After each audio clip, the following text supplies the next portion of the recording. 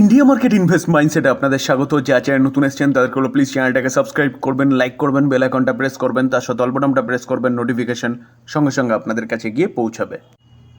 Nifty fifty, দেখুন Nifty ফিফটিকে দেখলে দেখাবে নিফটি কিন্তু আজকের দিনে 0.32% ডাউন সাইড মুভমেন্ট দেখিয়েছে, যেখানে আজকে 4 তারিখ আমাদের মার্কেট ওপেন আছে, কিন্তু আগামীকাল 5 তারিখ আমাদের market close.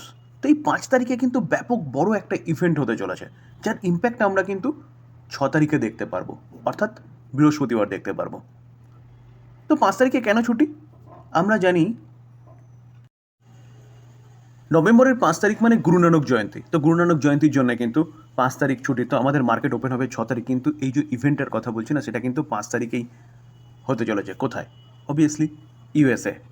Donald Trump president হয়ে ইলেক্টেড হওয়ার পরেই তিনি কিন্তু ট্যারিফ একের পর এক ট্যারিফের কথা বলে যাচ্ছিল এবং বিভিন্ন দেশের ওপর ট্যারিফ লাগাচ্ছে, উঠিয়ে ফেলছে, ধমকে দিচ্ছে লাগাবে 100%, 200%, কখনো 50%।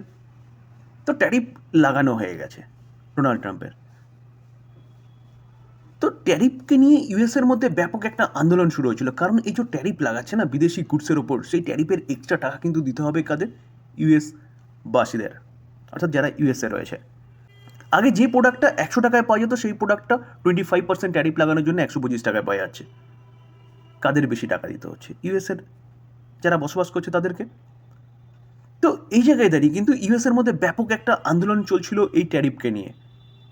বিরোধী পক্ষও যুক্ত ছিল, নিম্ন আদালতে মামলা হলো, সেখান থেকে এই ট্যারিফকে কিন্তু অবৈধ বলে ডিক্লেয়ার করেছে। এবং ডোনাল্ড ট্রাম্প বা তার অ্যাডমিনিস্ট্রেটিভের কাছে এই ট্যারিফ নিয়ে যাওয়ার একটা জায়গা ছিল কোথায়? সুপ্রিম কোর্টে। তো সুপ্রিম কোর্টে গেছিলো, সেখান থেকে কিন্তু এখন যা আপডেট এসছে যে 5 তারিখে বড় কিছু হতে চলেছে। এই যে ট্যারিফ, এটা যদি সুপ্রিম কোর্টও বলে যে এটা অবৈধ বা এইটা প্রেসিডেন্টের পাওয়ার নেই, যেটা নিচের আদালত বলেছিল যে প্রেসিডেন্টের পাওয়ার নেই, সুপ্রিম কোর্ট তাদের কংগ্রেস সম্মিলিতভাবে, অর্থাৎ বিরোধী পক্ষের সাথে সম্মিলিতভাবে এই ডিসিশন নিতে পারে। অনলি ফর প্রেসিডেন্টের কোনো এখতিয়ার নেই এটা আরোপ করার। তো সেরকমই যদি বহাল থাকে না, তাহলে যে ট্যারিফ নিয়ে যে এত কিছু করেছে ডোনাল্ড ট্রাম্পকে বা ইউএসকে, কিন্তু সেই টাকাটা ফেরত দিতে হবে।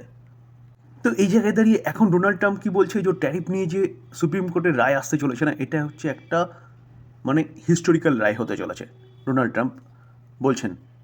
এবং বলছেন কি যে সুপ্রিম কোর্ট ডিসিশন নেবে ইউএসের ইকোনমি এবং সিকিউরিটির কথা মাথায় রেখে।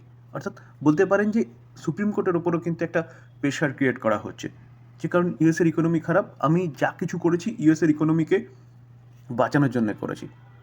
তো সেটা তিনি এরকমই বলছে যে ইউএসের ইকোনমির কথা মাথায় রেখে সুপ্রিম কোর্ট ডিসিশন নেবে। এবং এই যে ডিসিশনটা আসতে চলেছে কবে?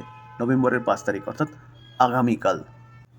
তো ডোনাল্ড ট্রাম্প আরও কি লিখছে, যে নেক্সট উইক ডেট রয়েছে এই ট্যারিফ নিয়ে ডিসিশন জানানোর সুপ্রিম কোর্টের। তো ইউএস প্রেসিডেন্ট কি বলছে, যে যদি নট অ্যালাউ ইউজ ট্যারিফ, এই যে ট্যারিফটা যে লাগিয়েছে প্রেসিডেন্ট, সেই প্রেসিডেন্টের যদি ট্যারিফ লাগানোর ব্যাপারটাকে নট অ্যালাউ করে সুপ্রিম কোর্ট, তাহলে মেজর ডিসঅ্যাডভান্টেজ অল আদার্স কান্ট্রির কাছে। অর্থাৎ এই ট্যারিফ দেখিয়ে, ভয় দেখিয়ে কিন্তু তিনি তার বিভিন্ন রকম সুযোগ সুবিধা আদায় করছিল বিভিন্ন দেশের কাছ থেকে। কিছু দেশ মেনেও নিয়েছিল, শুধু ভারতবর্ষ আর গুটি কয়েক, চীন সহ গুটি কয়েক দেশ, তারা কিন্তু এই ট্যারিফের বিরোধিতা করেছে ইউএসের। তো এই ট্যারিফকে হাতিয়ার বানিয়ে কিন্তু ইউএসের প্রেসিডেন্ট তার কার্যসিদ্ধি করছিল। তো এই জায়গায় দাঁড়িয়ে কিন্তু এই 5 তারিখে কি ডিসিশন আসতে চলেছে তার উপর ডিপেন্ড করছে ডাউ কোন দিকে পারফরমেন্স দেখাবে, এবং তার পাশাপাশি ইন্ডিয়ান মার্কেট কোন দিকে পারফরমেন্স দেখাবে। যদি অবৈধ বলে ডিক্লেয়ার করে সুপ্রিম কোর্ট, তাহলে কিন্তু ডাউয়ের মধ্যে ব্যাপক একটা গিরাবট লক্ষ্য করা যেতে পারে, কারণ ইকোনমিক্যালি কিন্তু অনেকটা পিছিয়ে পড়বে ডোনাল্ড ট্রাম্প বা ইউএসের ইকোনমি। তার পাশাপাশি আদার্স ওয়ার্ল্ড মার্কেট, অর্থাৎ ইউএসের মার্কেট বাদ দিয়ে আদার্স ওয়ার্ল্ড মার্কেট সেটা কিন্তু সেলিব্রেট করবে, কারণ যে ট্যাক্স বা যা কিছু চাপিয়েছিল সেটা কিন্তু কমে যাবে। তো এই কারণে আমাদের মার্কেটেও দেখাবে একটা কিন্তু বলতে পারেন ডাউন সাইড মুভমেন্ট লক্ষ্য করা যাচ্ছে। এটা হচ্ছে মেন কারণ বলতে পারেন। তার পাশাপাশি আরও কিছু কারণ রয়েছে। ডলারের এগেনস্টে রুপি উইক হওয়া, দেখলে দেখা যাবে রুপি কিন্তু আবার উইক হচ্ছে। 88.61 অর্থাৎ 89-এর দিকে পা বাড়াচ্ছে, যেখানে কিছুদিন আগে দেখেছিলাম রুপি কিছুটা স্ট্রং হয়েছিল এবং নিচে এসেছিল। নিচে আসার ফলে ফরেন ইনস্টিটিউশন ইনভেস্টর আবারও আমাদের মার্কেটে আসছিল। এখন আবারও যে উইক হচ্ছে রুপি, অর্থাৎ রুপি বাড়ছে ডলারের এগেনস্টে, তো সেই জায়গায় দাঁড়িয়ে কিন্তু আবারও কিন্তু কোথাও যেন এফআইআইদের কাছে একটা প্রবলেম ক্রিয়েট হচ্ছে এবং ফরেন ইনস্টিটিউশন ইনভেস্টাররা কিন্তু আবারও উইক ভ্যালি শুরু করেছে শুধু অনলি ফর রুপি উইক হওয়ার জন্য। আমরা যদি ফরেন ইনস্টিটিউশন ইনভেস্টারদের ডেটা দেখি না 3রা নভেম্বর, তো দেখলে দেখা যাবে, দেখুন 3রা নভেম্বর কী দেখাচ্ছে ডেটায় দেখাচ্ছে তারা কিন্তু 1883 কারোরের মাল বিক্রি করছে, নেট সেল করেছে তারা। স্যার অক্টোবর মাসে যদি ডেটা দেখলে দেখা যাবে, দেখুন অক্টোবর মাসে 2346 কারোরের কিন্তু তারা নেট সেল করেছে। তো অক্টোবর মাসের লাস্টের দিকে কিন্তু এই সেলের পরিমাণ বেড়ে গেছে, মাঝখানে বেশ বাই করছিল ফরেন ইনস্টিটিউশন ইনভেস্টাররা। তো স্যার এটাও কিন্তু একটা কারণ মার্কেট নিচে আসার পেছনে। ব্যাঙ্কিং সেক্টরের একটা দিগ্গজ ব্যাংক কি স্টেট ব্যাঙ্ক অফ ইন্ডিয়া, তো স্টেট ব্যাঙ্ক অফ ইন্ডিয়া আজকে 4 তারিখ, তো আজকে এই কোম্পানিটা কিন্তু রেজাল্ট ডিক্লেয়ার করেছে এবং ডিউরিং মার্কেটেই করেছে। তো কোম্পানিটা নিচে চলছিল, যখন রেজাল্ট এসছে সেখান থেকে কিন্তু কোম্পানিটা খুব ভালো একটা আপসাইড মুভমেন্ট প্রেজেন্ট করেছে। তো চলুন দেখে নিই যে রেজাল্টটা কীরকম হয়েছে। আমরা ব্যাংকের স্ট্যান্ডার্ড লোন রেজাল্টে এসেছি। রুপিস কী আছে, রুপিস ইন কারোর রয়েছে। সিকোয়েন্স কী বলছে, সিকোয়েন্স বলছে দেখুন 9-24, এক বছর আগে 6-25, আগের কোয়ার্টারে 9-25, এই কোয়ার্টারে। আমরা যদি ইনকাম দেখি তো দেখুন দেখলে দেখা যাবে টোটাল ইনকাম কী বলছে, টোটাল ইনকাম বলছে যে এক বছর আগে 1,29,141, আগের কোয়ার্টারে 1,35,441, এই কোয়ার্টারে 1,34,979। তো 1,29,টা ইয়ারলি 1,34,000 হয়েছে, বেড়েছে, কিন্তু 1,35,টা 1,34,000 হয়েছে, তো সামান্য গিরাওয়ার দেখা গেছে কোয়ার্টারলি কোম্পানির ইনকামে।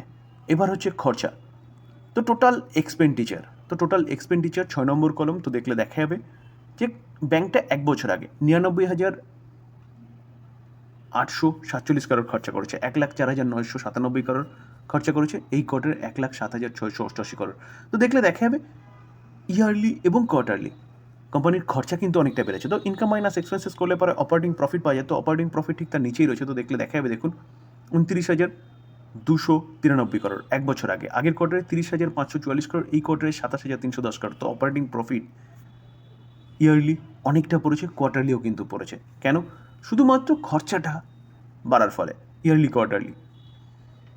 তো খরচা বেড়েছে স্বাভাবিকভাবেই, অপারেটিং প্রফিট পড়েছে। তো এবার আমরা কি দেখব, এবার হচ্ছে নেট প্রফিট, যেটা ট্যাক্স ও অ্যাডজাস্টমেন্টের পরে পাওয়া যায়। তো দেখলে দেখা যাবে দেখুন net profit for the period 14 নম্বর কলম কী বলছে যে ব্যাংকটা এক বছর আগে 18,331 কারোর, আগের কোয়ার্টারে 19,160 কারোর, এই কোয়ার্টারে 20,159 কারোর। তো নেট প্রফিটও দেখলে দেখা যাবে ইয়ারলি জাম্প করেছে, কোয়ার্টারলিও জাম্প করেছে। তো এরকমটা কী করে হলো চলুন আরেকটু দেখি, কারণ যে কোনো ব্যাংকের রেজাল্ট দেখার ক্ষেত্রে আমরা কী দেখব, আমরা হচ্ছে ফার্স্ট প্রফিট দেখব, তারপরে প্রভিশন, তারপর হচ্ছে এনপিএ। তো প্রভিশন কী করেছে চলুন এবার সেটা দেখে নিই। তো দেখলে দেখা যাবে দেখুন প্রভিশন 8 নম্বর কলম, তো 8 নম্বর কলমে কী বলছে যে প্রভিশনটা কি, প্রভিশন হচ্ছে ব্যাংক মনে করছে সেই টাকাটা ব্যাংকের কাছে আসবে না। তো এক বছর আগে 4505 কারোর, আগের কোয়ার্টারে 4759, এই কোয়ার্টারে 5400। তো প্রভিশনও দেখলে দেখা যাবে বেড়েছে ইয়ারলি কোয়ার্টারলি। এটা যে কোনো ব্যাংকের প্রভিশন বাড়া মানে খারাপ। তো এই প্রভিশনটা কিন্তু কী হয়, অপারেটিং প্রফিট থেকে মাইনাস হয়। তো কী এমন হলো যেখানে প্রফিটটা এতটা ভালো প্রেজেন্ট করেছে, তো দেখলে দেখা যাবে দেখুন একটা অ্যাডজাস্টমেন্ট, কী অ্যাডজাস্টমেন্ট, এক্সেপশনাল আইটেম। তো এক্সেপশনাল আইটেম যুক্ত হয়েছে এই কোয়ার্টারে অনলি ফর, আগের দুটো কোয়ার্টারে কিন্তু নেই। এই কোয়ার্টারে কত, 4,593 কারোর। তো এই এক্সেপশনাল আইটেম যে যুক্ত হয়েছে না, তার জন্যই কিন্তু কোম্পানির প্রফিটটা এতটা ভালো দেখাচ্ছে ইয়ারলি এবং কোয়ার্টারলি। তো এবার আমরা কি দেখব, এবার হচ্ছে এনপিএ। এনপিএ মানে কি, নন পারফর্মিং অ্যাসেট, অর্থাৎ এমন একটা অ্যাসেট যে অ্যাসেটটার থেকে কোনো আউটপুট আসছে না, কোনো পারফর্ম করছে না। তো আমরা গ্রস এনপিএ দেখব, তো দেখলে দেখা যাবে দেখুন এনপিএ 83,369 কারোর, আগের কোয়ার্টারে 78,000, এই কোয়ার্টারে 76,000। তো এনপিএটা কমছে, এটা কিন্তু যে কোনো ব্যাংকের জন্য ভালো জিনিস, কারণ এমন অ্যাসেট যেই অ্যাসেট থেকে কোনো রকম কোনো আউটপুট আসছে না, মানে কোনো ইনকাম আসছে না, সেই অ্যাসেট কমে যাওয়াটা কিন্তু ব্যাংকের পক্ষে অবশ্যই ভালো। তো দেখলে দেখা যাবে ব্যাংকের রেজাল্ট মোটামুটি ঠিকঠাক আছে। তো দেখলে দেখা যাবে কোয়ার্টার 2 এর এসবিআইয়ের কোয়ার্টার 2 এর রেজাল্ট বেটার দেন এস্টিমেট, অর্থাৎ যা এস্টিমেট করা হয়েছিল তার থেকে বেটার এসছে। তো এই কারণে কিন্তু শেয়ারটা আপসাইড মুভমেন্ট দেখাচ্ছে। তবে সে ডিসক্লেমার দিয়ে রাখি, এই ভিডিওতে যেসব কোম্পানিগুলো নিয়ে আলোচনা করলাম সেসব কোম্পানিগুলোর সম্বন্ধে নিউজ পাওয়া যাচ্ছে, সেটাই আপনাদের সামনে তুলে ধরার চেষ্টা করলাম মাত্র। তো প্লিজ এই ভিডিওটাকে কেউ বাই রেকমেন্ডেশন হিসেবে নেবেন না। বাই করার আগে নিজে ভালো মতো অ্যানালাইসিস করবেন, তারপরে বাই করবেন, বা আপনি আপনার ফাইন্যান্সিয়াল অ্যাডভাইজারের সাথে কথা বলে নিয়ে তারপর বাই করবেন। থ্যাংক ইউ, ভালো থাকবেন।